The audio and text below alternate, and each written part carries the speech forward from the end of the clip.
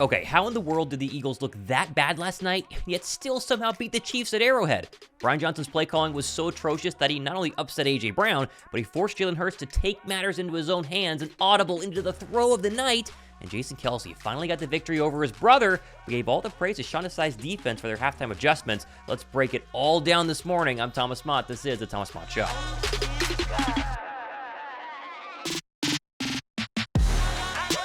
Well, I don't know about you, but I lost years of my life again last night. Goodness gracious, they can't keep doing this to us week after week after week. That was probably one of the ugliest Eagles games and yet most impressive Eagle wins I've seen in a very long time. The offense, they struggled for the vast majority of the night until Jalen Hurts took matters into his own hands and changed the play call at the line of scrimmage that helped the Eagles win. We'll do more on that in just a little bit. But the weather kicked things off with plenty of rain. It was nasty out there. Everyone was bundled up. Everyone was seeking cover pregame, except Jason Kelce, who wore flip-flops to the game as only Jason Kelce could. Also, give credit to Philadelphia for taking extra time during pregame warm-ups. They changed out cleats. They tried to feel out that football field. It was super slippery. They were sliding all over the place, but they wanted to make sure that that wouldn't be a problem come game time for the second straight matchup against the Kansas City Chiefs. Pressure also wasn't a problem for the Birds, at least early on, as Hassan Reddick immediately got things started with this huge sack on the second play of the game, which led to a very quick Chiefs 3-and-out. Casey's vaunted defense would answer, as we'd see a lot last night, and they'd sack Jalen Hurts and stop Philadelphia on their opening drive. Side note, what the heck happened to the Eagles' offensive line last night? I have never seen the Eagles' offensive line that bad. They have way too many Pro Bowlers, way too many Hall of Famers, and way too many All-Pros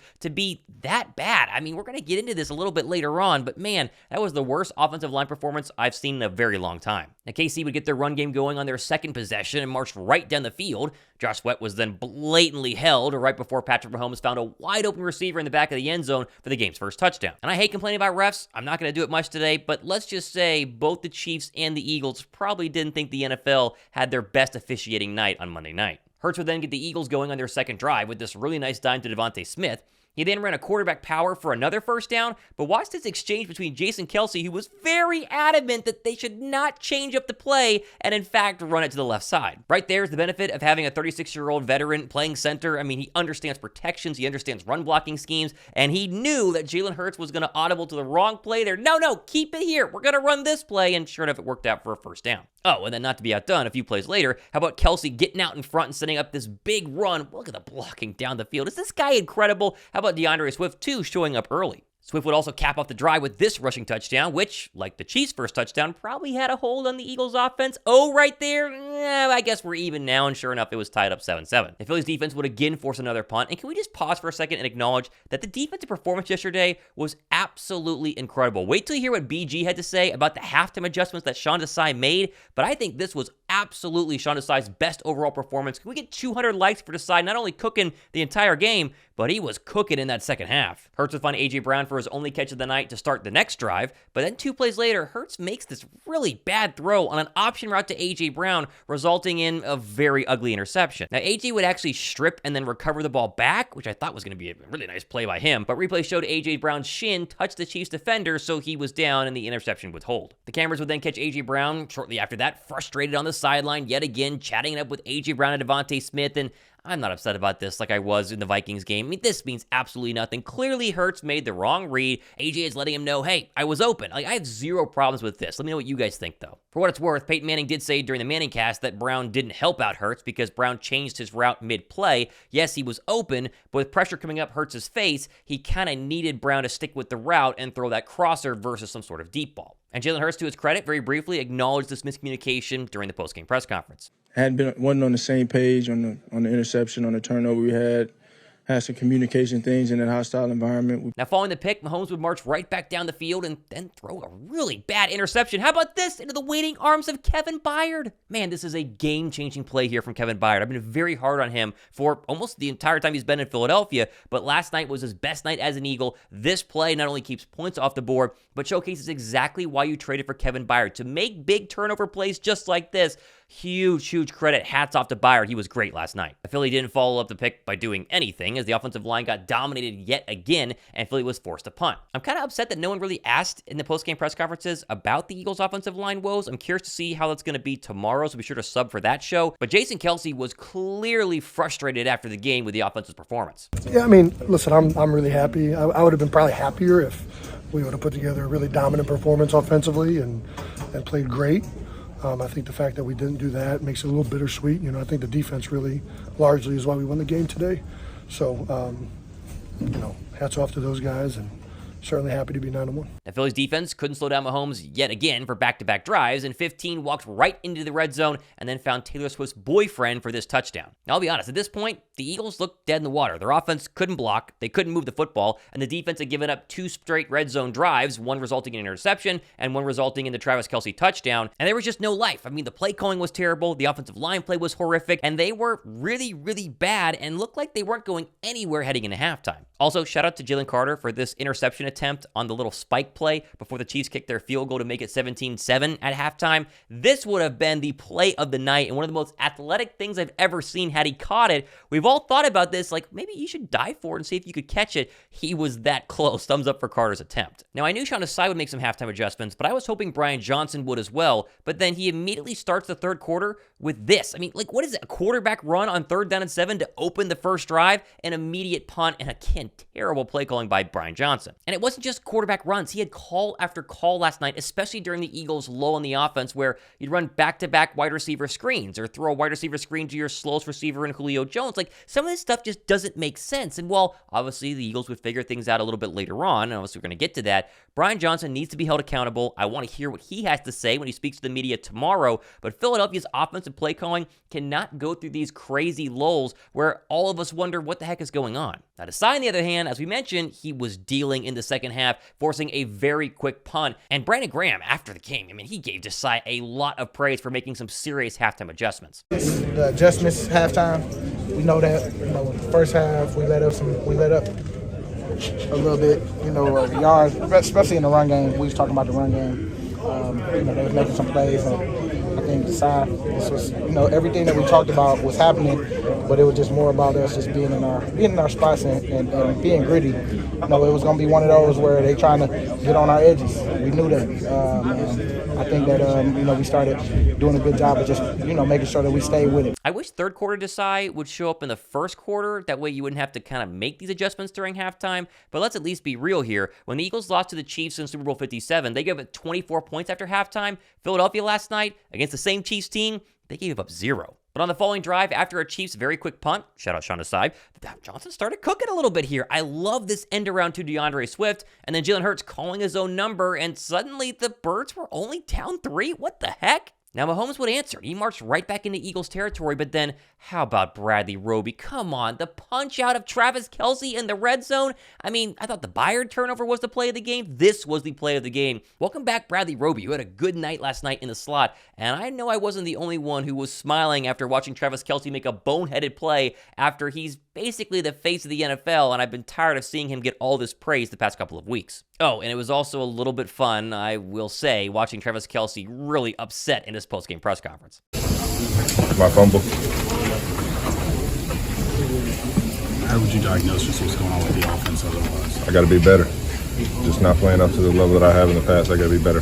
Unfortunately, following the fumble, Hurts and the Birds would immediately punt and force the defense yet again back out onto the field to try and hold down the fort. And they did. And while I don't understand Andy Reid punting on 4th down and 4 inside Eagles territory, I'll definitely take it. Swift quickly got the Eagles going on their next drive, and then Hurts found Smitty on this huge 3rd down and 5 conversion. But the play of the night was this deep ball, perfectly dropped, my goodness, into the arms of DeVonta Smith. I mean, look at this throw. Oh, and Nick Sirianni, he confirmed in the postgame press conference that Jalen checked out of Brian Johnson's play call into this 40-yard completion. DeVonta and AJ had a huge play that Jalen actually checked to. It was a heck of a check. Jalen just sees some great things out there, and he did a phenomenal job.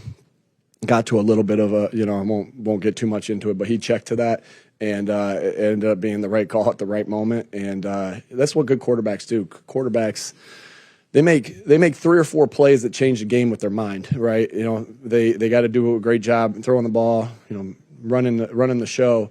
but they make 3 to 4 checks a game with their mind that can make big differences, and Jalen did that tonight. With the ball down to the 1, Philadelphia would run, what else, the brotherly shove, and suddenly the Birds had a lead with 6 minutes left after all hope seemed lost. The offense was playing well, the defense was playing well. Could they hold on and win, though? The defense would do their part, forcing a very quick 3 and out, but then Philadelphia, again, the play calling with about 4.5 to 5 minutes left, so conservative. Same issue they had in the Dallas Cowboy game where safe run, safe pass. You've got to push the ball down the field. You can't give Mahomes another shot in a one-score game. Like, why doesn't Brian Johnson figure this out? So in the end, Philly's defense would have to pitch a shutout. They would have to hold Mahomes to 0 points. And with 2 minutes left in the game, Mahomes started kind of marching down the field. And of course, Fletcher Cox helped him out with this terrible roughing the passer call. But then how about Marquez Valdez-Scantling? With a perfect pass from Patrick Mahomes, he dropped it.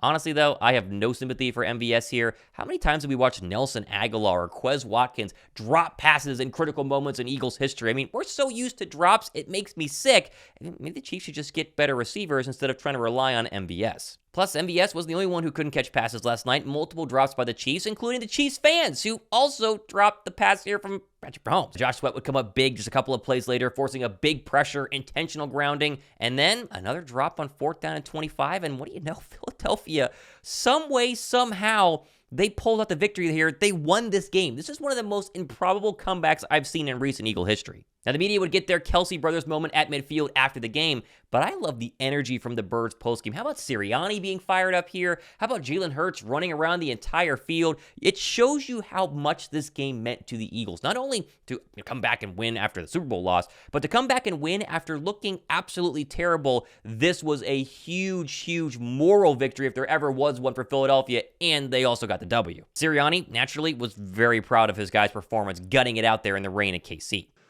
Man, I can't say enough about our guys and the resilience. It's the resiliency and the togetherness that really stood out to me tonight. But great job by our offensive line doing that. And I just can't say enough about our defense. I know you didn't ask about the defense, but I'm going to talk about the defense. I can't say enough about the job that our defensive staff and our defensive players did. Now, Hurts was very stoic in his postgame press conference, as you would expect, but he said what we all were thinking, that Philadelphia, they got to clean some things up. I think that's just the character and the identity of this team right now. And I think we're still building. I think we're still learning. We got a ton to improve on. We're truly taking it 1 week at a time, 1 game at a time, 1 rep at a time in practice. But there's a ton of opportunity out there for us. We just have to continue to have the growth mindset that we have and just continue to get better. Like I said, I'm excited to hear what Brian Johnson's excuse was for a lot of those play callings. I hope the Eagles media kind of puts his feet to the fire tomorrow during his Tuesday press conference and really, or Wednesday press conference, but really asks him, what are these play calls? Why can't you figure out the offensive line blocking either? Why did it take so long to move the ball down the field? And why did you get really conservative when you needed to get a couple of first downs to win the game? They're all real questions, and let's be honest, we all continue to have real concerns right now with Brian Johnson. John Desai, though, has been the bright spot for the Eagles coaching staff, I think, so far this year. Philadelphia got worked a couple of times when Mahomes would march into the red zone. It's Patrick Mahomes, though. What do you expect? But in the end, holding Mahomes to 0 points. Andy Reid, after a bye, 0 points in the second half. You got to give credit where credit is due. That is one of the best performances of the year from a defensive staff that I've seen, not just in Philadelphia, but the entire NFL. And even though it was bend but don't break and ugly at times, Desai's been really cooking after halftime, and I loved what I saw from that Eagles defense. Jason Kelce, he summed it up best, right? Philadelphia's offense not playing well. Philadelphia's defense gets all the credit. Yeah, I mean, listen, we have really good players. Sean Desai has been really, really good for the most part this year. I think the defense has been outstanding. I mean, I think outside of maybe 1 or 2 games, they've been pretty stifling. Run defense has been rated the best in the NFL, so they're doing some really, really good things. And they're playing today probably the best offensive coach over the last decade. So best quarterback in the NFL. Along with our guy, I think they definitely had their hands full and they stepped up big time. Now I know we're going to have a lot of comments in the comment section saying the Eagles got lucky, the Eagles look bad, they can't keep doing this going forward. And I totally agree. Said that during the broadcast last night. I think I said it during the show today. But a win is a win is a win. And being 8-2 versus 9-1 and starting this gauntlet of games with Dallas 2 weeks ago and now the Chiefs, which were supposed to be unwinnable games, and yet they're still 2-0 in those games. They won both of them. So that's Philadelphia up in a really great spot. The big losers last night, Detroit, Dallas and San Francisco, because Philly should have lost that game and given up ground in the NFC East and, of course, the NFC first overall seed race, and yet they won. And so while it's upsetting, well, we're going to dive into exactly what went wrong after we hear from more players the next couple of days heading into Thanksgiving. Let's give credit where credit is due, and hats off to an Eagle team that should have lost last night, but in the end, gutted it out and got the big W. Now, even though it is Thanksgiving week, we got plenty more stuff happening the next couple of days and weeks. Help us get to 29,000 subs by hitting that red sub button down below. Hey, the Birds are 9-1. Enjoy it a little bit. Hope you guys enjoyed the show. I'm Thomas Mott. This has been the Thomas Mott Show.